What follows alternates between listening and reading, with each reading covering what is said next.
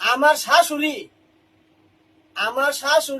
আজকা 40 বছর ধরে আমার শাশুড়ি সংসার করতেছে। আমার শাশুড়ি শ্বশুরের ফাঁকি দিয়া কেউ লোক প্রেম করছে না। আজকে 40 বছর ধরে আমার শাশুড়ি সংসার করে, শ্বশুর লোক সংসার করে, ফুলা মাইয়া ছেলে সন্তান সবকিছু হয়েছে। আমার শাশুড়ি এত বড় সংসার হচ্ছে। আমার শাশুড়ি তো শ্বশুর ফাঁকি দিয়ে কেউ লোক প্রেম করছে না, কেউ লোক শহরে করছে না, কেউ লোক টাউনে করছে না, আমার সমুদ্রের বউ করছে না, আমার শালার বউ করছে না, আমার শালিও করছে না।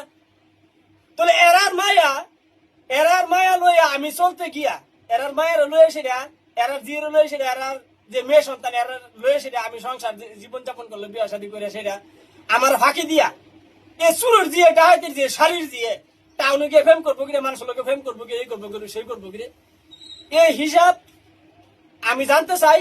এই হিসাব আমি জানতে চাই। আর আমার এই কথা যারা কাছে ভাল লাগে লাইক শেয়ার করবেন এবং কি কমেন্ট করবেন।